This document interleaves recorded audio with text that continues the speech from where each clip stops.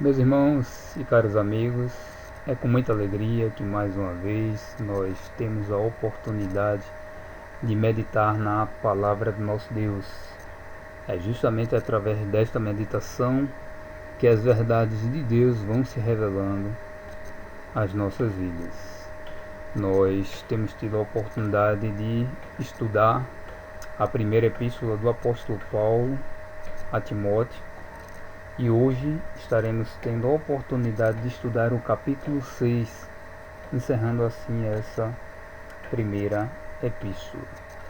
Antes de tudo, nós estaremos lendo este capítulo e para você que estará ao alcance da nossa voz, se tiver uma Bíblia em sua casa, pode estar acompanhando também nesse instante esta leitura de 1 Timóteo capítulo 6. Diz o seguinte: todos os servos que estão debaixo do jugo estimem a seus senhores por dignos de toda honra, para que o nome de Deus e a doutrina não sejam blasfemados. E os que têm senhores crentes não os desprezem por serem irmãos, antes os sirvam melhor, porque eles que participam do benefício são crentes e amados. Isto ensina e exorta. Se alguém ensina alguma doutrina e se não conforma com as sãs palavras de nosso Senhor Jesus Cristo e com a doutrina que é segundo a piedade, é soberbo, nada sabe, mas delira acerca de questões e contendas de palavras, das quais nascem invejas, porfias, blasfêmias, ruins suspeitas, contendas de homens corruptos de entendimento e privados da verdade, cuidando que a piedade seja causa de ganho. Aparta-te dos tais. Mas é grande ganho a piedade com contentamento, porque nada trouxemos para este mundo, e manifesto é que nada podemos levar dele. Tendo, porém, sustento e com o que nos cobrirmos, estejamos com isso contentes. Mas os que querem ser ricos caem em tentação e em laço, e em muitas concupiscências loucas e nocivas que submergem os homens na perdição e ruína. Porque o amor do dinheiro é a raiz de toda espécie de males. E nessa cobiça alguns se desviaram da fé e se transpassaram a si mesmos com muitas dores. Mas tu, ó homem de Deus, foge destas coisas e segue a justiça, a piedade, a fé, o amor, a paciência, a mansidão. Milita a boa milícia da fé, toma posse da vida eterna, para o qual também foste chamado, tendo já feito boa confissão diante de muitas testemunhas. Mando-te diante de Deus, que todas as coisas vivifica, e de Cristo Jesus, que diante de Pôncio Pilatos deu testemunho de boa confissão. Que guardes este mandamento sem mácula e repreensão, até a aparição do nosso Senhor Jesus Cristo, a qual ao seu tempo mostrará o bem-aventurado e único poderoso Senhor, Rei dos reis e Senhor dos senhores. Aquele que tem, ele só, a imortalidade e habita na luz inacessível, a quem nenhum dos homens viu nem pode ver, ao qual seja honra e poder sempre eterno. Amém. Manda aos ricos deste mundo que não sejam altivos, nem ponham a esperança na incerteza das riquezas, mas em Deus, que abundantemente nos dá todas as coisas para delas gozarmos. Que façam bem, enriqueçam em boas obras, repartam de boa mente e sejam comunicáveis. Que entesoure para si mesmos um bom fundamento para o futuro, para que possam alcançar a vida eterna. Ó Timóteo, guarda o depósito que te foi confiado, tendo horror aos clamores vãos e profanos e às oposições da falsamente chamada ciência, a qual, professando-a alguns, se desviaram da fé. A graça seja contigo. Amém. Que essa palavra possa ser aplicada em nossas vidas e possa verdadeiramente tocar os nossos corações. Vamos orar nesse instante. Querido Deus, Pai Celeste, muito obrigado, Senhor, por tudo aquilo que Tu tens feito em nossas vidas. Muito obrigado por esta palavra lida e por tudo aquilo que vai ser compartilhado nesta ocasião. Fala aos nossos corações, em nome de Jesus. Amém.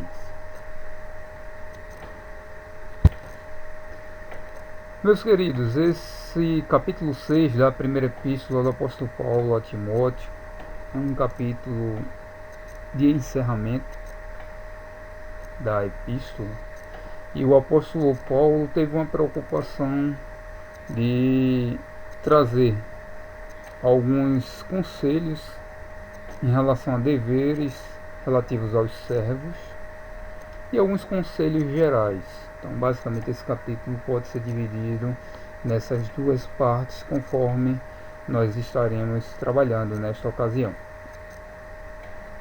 Os versículos 1 ao 2 compreendem justamente uma exortação do apóstolo Paulo em relação aos deveres, às obrigações dos servos em relação ao seu Senhor. No versículo 1 nós podemos perceber claramente que nos é chamada a atenção a questão do respeito às autoridades. Respeito às autoridades.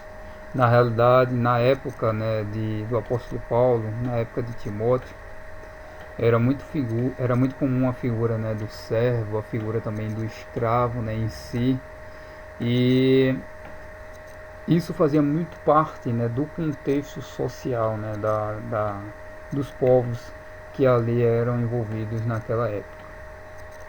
De maneira tal que era importante o apóstolo Paulo recomendar, orientar o proceder em relação inclusive a esses aspectos, porque muitos cristãos naquela época se enquadravam também na categoria, no perfil de serem servos de algum senhor.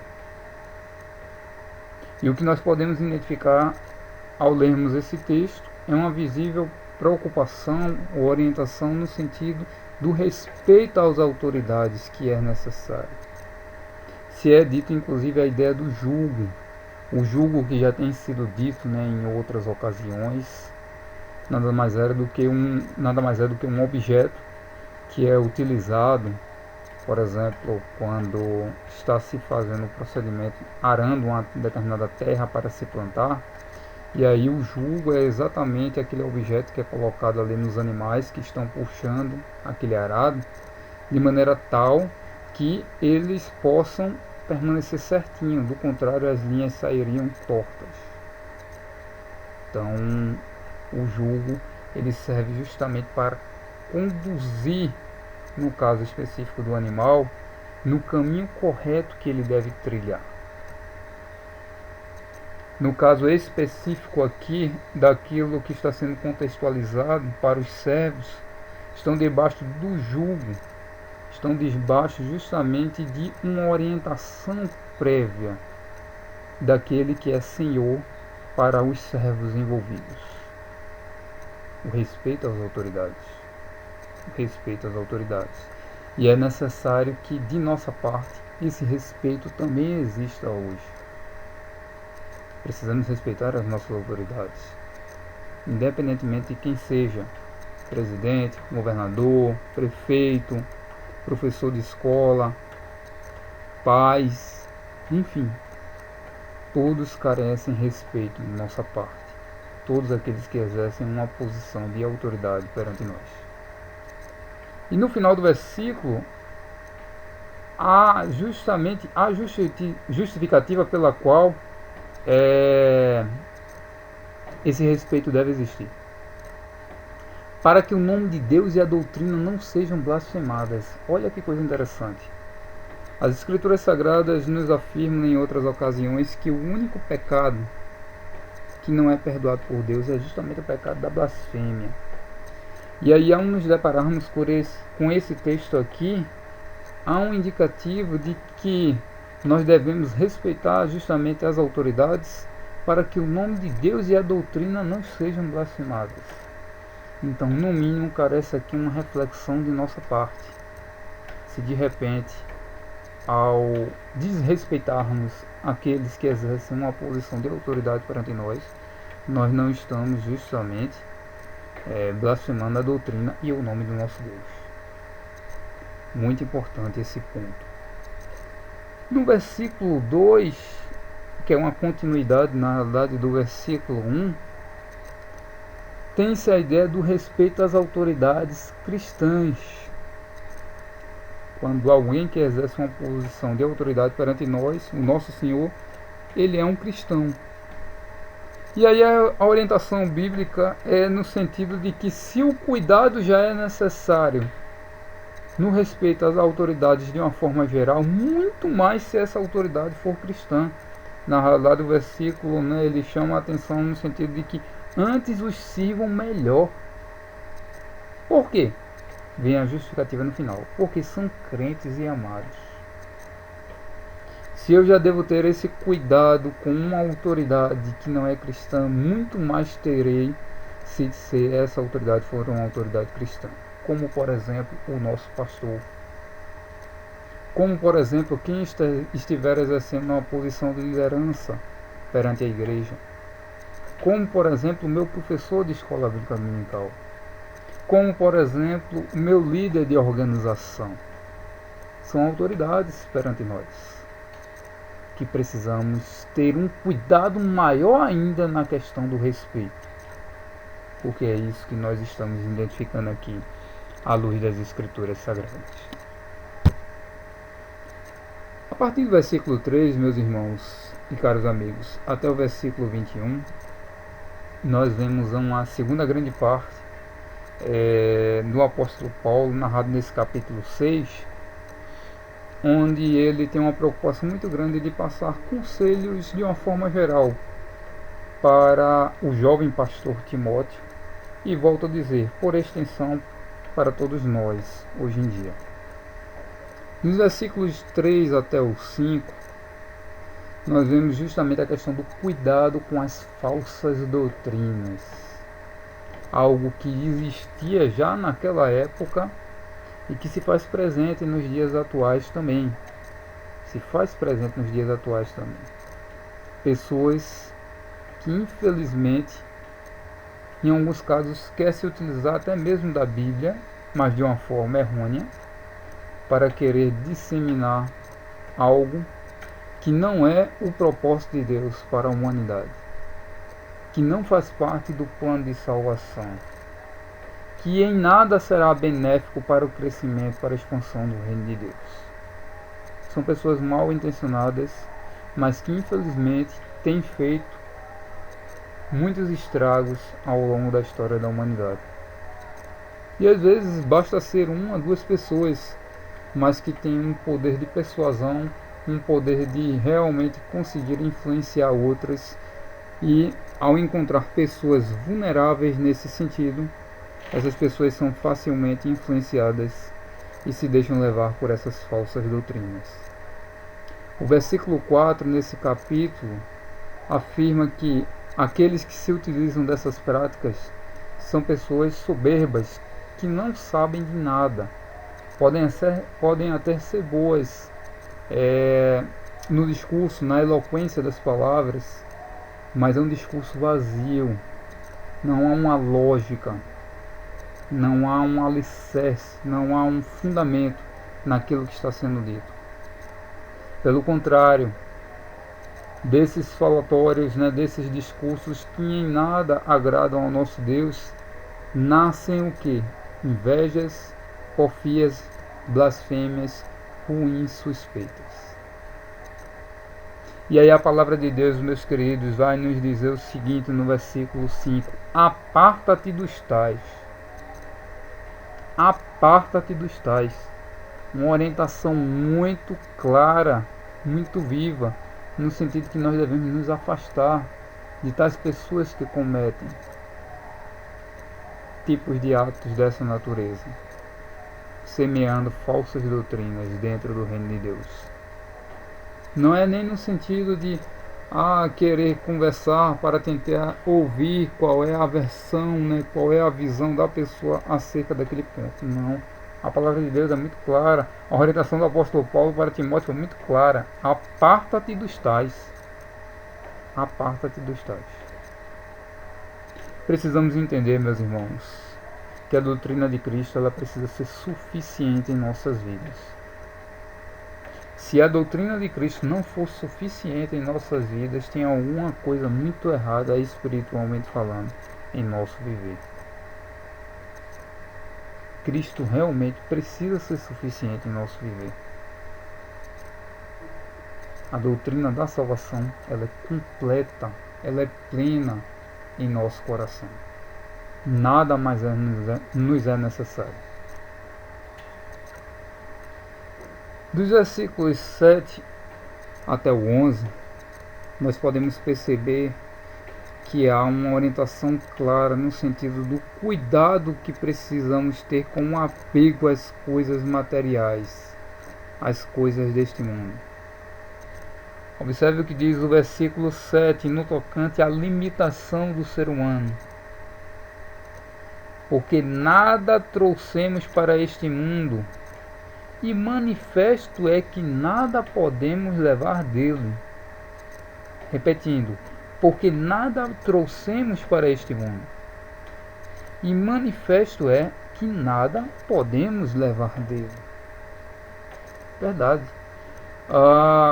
O pastor Daniel costuma sempre contar, por algumas vezes, a história do imperador Alexandre o Grande. E conta-se que na história do imperador Alexandre o Grande, um dos maiores imperadores na história da humanidade, ele pediu 3 desejos a serem realizados por ocasião da sua morte. O primeiro deles era de que fossem escolhidos os melhores médicos para estarem acompanhando ele ao lado ali do caixão dele, que os seus tesouros, suas riquezas fossem colocados no caminho, no trajeto em que o seu caixão estava sendo levado para o túmulo, e que as suas mãos fossem colocadas do lado de fora do caixão, as 2 mãos ficassem expostas.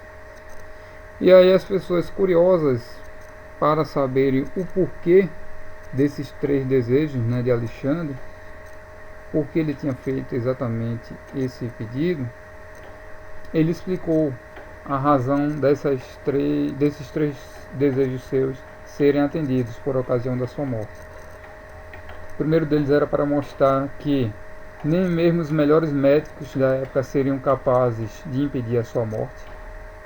O segundo era para mostrar que todos os tesouros que foram conquistados por ele ao longo da sua vida, eles ficariam ali no meio do caminho, nada daquilo ele haveria de levar.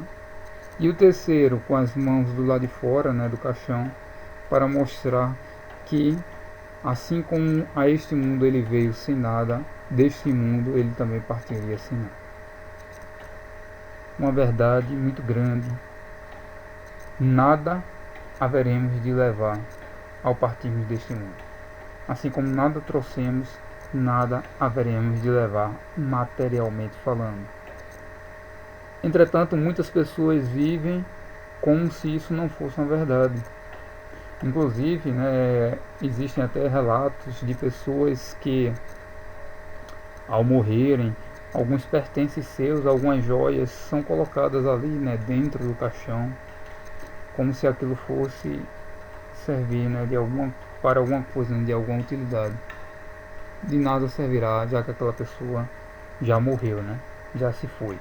Pelo contrário, é possível até mesmo que saqueadores à noite venham justamente a violar aquele túmulo para poder pegar aqueles pertences. Então, meus irmãos, nós precisamos ter em nossas mentes que o apego às coisas deste mundo é vaidade. São coisas que, por mais importantes que sejam aqui neste mundo, nada delas nós haveremos de levar ao partirmos daqui. Precisamos nos lembrar ao lermos o versículo 8, o seguinte: tendo, porém, sustento e com que nos cobrirmos, estejamos com isso contentes. Precisamos nos lembrar que o necessário ele é suficiente em nossas vidas. Aquilo que nos é necessário, pronto, é isso que é suficiente. Basta isso para o nosso viver. Basta isso para o nosso viver, para que nós sejamos felizes aqui neste mundo. O versículo 8 é muito claro. Tendo, porém, sustento e com que nos cobrirmos, estejamos com isso contentes, felizes. Siga a vida com aquilo que é necessário para você e para a sua família. Não tenha a ambição de querer mais. Não tenha a ambição de querer mais. Porque a consequência daqueles que têm esta ambição, em geral, não é boa. Olha o que diz o versículo 9. Mas os que querem ser ricos caem em tentação e em laço, e em muitas concupiscências loucas nocivas, que submergem os homens na perdição e ruína. Esse é o triste fim para aqueles que têm a ambição sempre de querer mais, inclusive mais do que lhe é necessário. É a perdição e é a ruína. Ainda dentro desse ponto, meus irmãos, o versículo 10 vem nos fazer uma advertência muito grande em relação ao dinheiro, em relação aos bens materiais. Porque o amor do dinheiro é a raiz de toda espécie de males, e nessa cobiça alguns se desviaram da fé e se transpassaram a si mesmos com muitas dores. Pessoas cujo objetivo de vida aqui neste mundo é cada vez mais ter bens materiais para o seu viver, para o viver da sua família. Pessoas que têm se perdido nesta caminhada, se esquecido de Deus, por amor a coisas que em nada será benéfico para o seu viver. O dinheiro seduz, o dinheiro ele cria uma ilusão muito grande na vida do ser humano. Ele atrai, ele realmente prende. É por isso que a Bíblia fala na ideia de um laço, né? Só fica presa ali, sempre querendo cada vez mais, e muitas vezes vira refém dessa situação, não consegue sair. Por isso precisamos tomar muito cuidado com isso, meus queridos. Como está o nosso apego aos bens materiais aqui neste mundo, ao dinheiro? Quem é que tem sido prioridade em nossas vidas? Deus ou o meu tempo basicamente tem sido dedicado, investido para que eu possa cada vez mais ter mais, inclusive mais do que é necessário? Precisamos pensar nisso.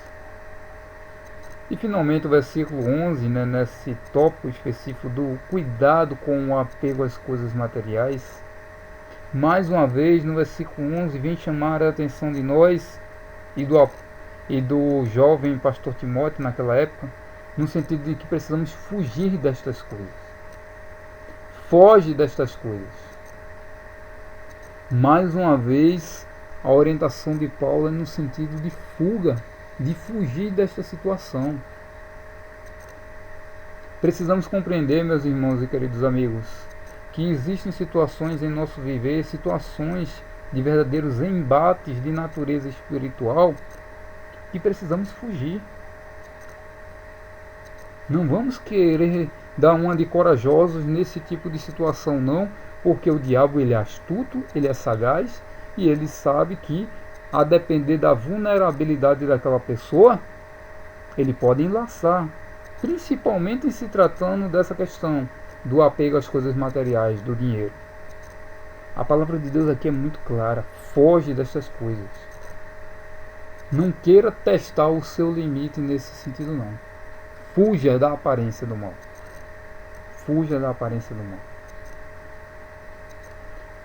O tópico seguinte, que compreende os versículos 12 até o 16, nos chama a atenção no sentido de que nós devemos guardar a fé. no sentido de que Timóteo precisava guardar a fé. Versículo 12, o apóstolo Paulo alerta Timóteo no sentido de que ele deve militar a boa milícia da fé. Toma posse da vida eterna. Meus irmãos, é nisso que nós precisamos pensar, em guardar a fé em Jesus Cristo, nosso Senhor e Salvador, em militar a boa milícia, a milícia da fé, em tomarmos posse da vida eterna. Muitas vezes as pessoas estão procurando migalhas aqui neste mundo, mas nós sabemos que em Jesus Cristo nós podemos tomar posse da vida eterna. Um presente que não tem fim, um presente para toda a vida.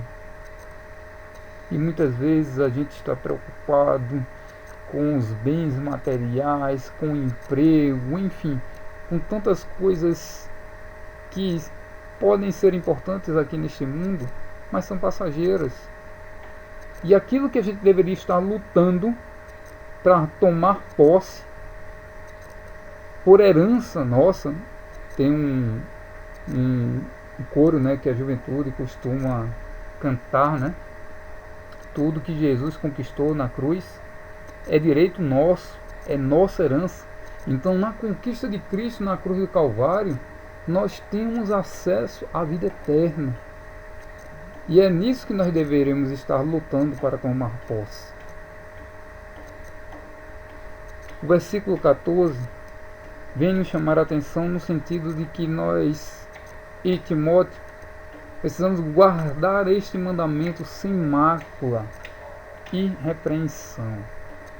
Precisamos guardar continuamente esta palavra em nosso viver, sem mácula, sem mancha, buscando a santificação no nosso dia a dia. Essa é a orientação das Escrituras Sagradas para cada um de nós. E finalmente, meus irmãos e caros amigos, nos versículos 17 até o 19, nós vemos uma orientação muito clara no sentido de que nós devemos guardar tesouros celestiais. Tesouros estes que não se acabam. Tesouros estes que estes sim nós haveremos de levar por toda a eternidade. Observe o que diz o versículo 19. Entesourem para si mesmos um bom fundamento para o futuro, para que possam alcançar a vida eterna. É nisto que deve estar a nossa prioridade. É neste sentido que deve estar o nosso pensamento. Naquilo que haverá de acontecer ao partirmos deste mundo. Na nossa segunda pátria, a pátria celestial, que em termos de prioridade deve ser a primeira na vida de um cristão. O lar celestial com Deus por toda a eternidade. Por isso, meus irmãos, que nós possamos aplicar esta palavra em nossas vidas, que através dos conselhos que foram proferidos pelo apóstolo Paulo para o jovem pastor Timóteo, através desses aprendizados nós possamos também, meu Deus, aprender nesta ocasião. Possamos verdadeiramente compreender que Deus cuida de nós, mas que necessário é que nós priorizemos aquilo que não tem fim, aquilo que nós levaremos ao partir deste mundo. Tesouros celestiais, tesouros por toda a eternidade. A palavra de Deus que habita em nós, a salvação que só pode ser obtida em Cristo Jesus, o nosso Senhor. Que Deus abençoe assim as nossas vidas. Amém.